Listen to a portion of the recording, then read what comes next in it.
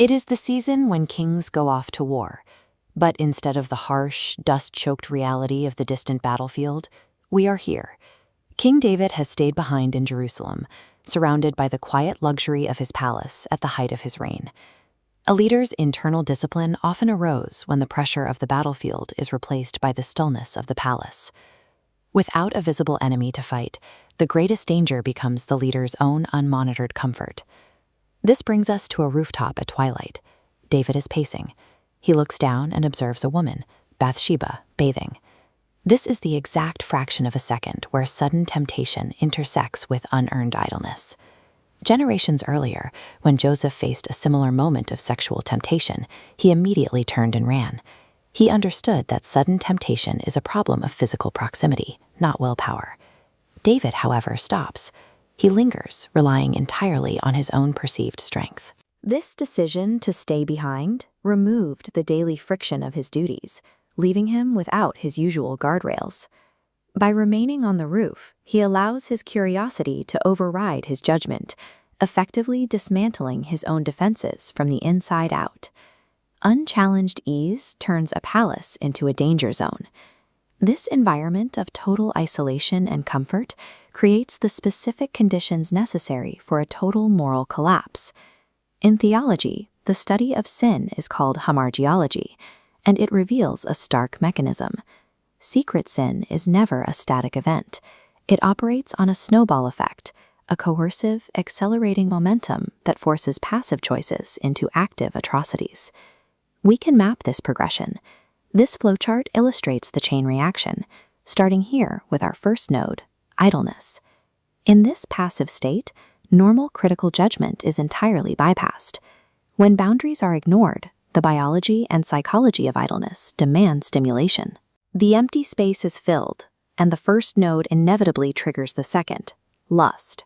Once the threshold is crossed and Bathsheba becomes pregnant, the system attempts to contain the fallout. Lust necessitates deceit.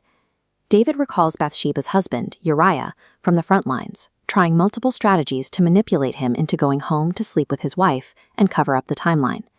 But Uriah refuses to cooperate with the cover-up. The containment strategies fail, escalating the crisis. The deceit now requires the weaponization of David's own military commanders to force a solution. Having exhausted all options to hide the truth, the chain reaches its fatal conclusion. The system locks on to murder. David orders Uriah to be abandoned on the battlefield.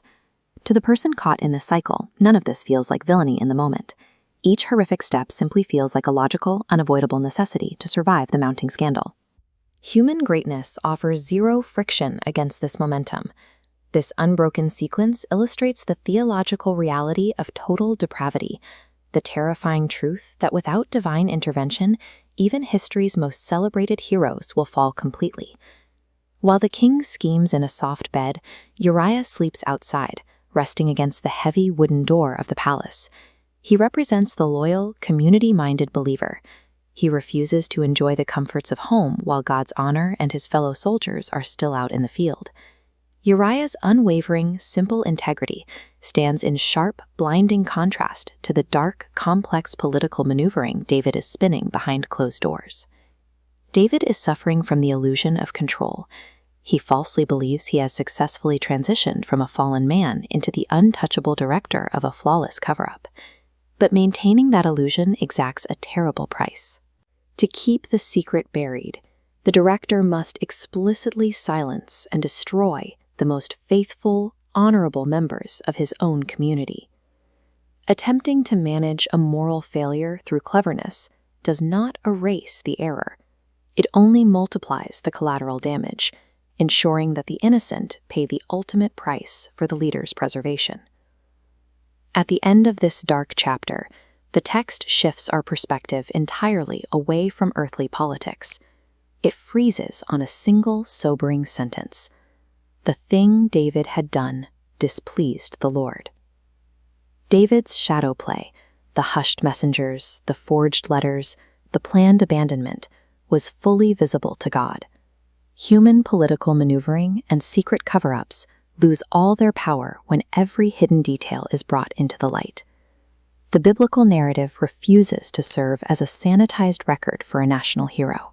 By preserving the crime and forensic detail, it demonstrates that God values the truth of the failure more than the preservation of a king's legacy.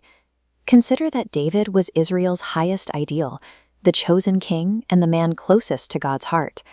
If the best humanity has to offer can be dismantled by a single quiet evening on a roof, it proves that the problem is an inherent human limitation. This creates a vacancy that only a different kind of king, one like Jesus, who remained unmoved by the same temptations of power and the flesh, could ever fill.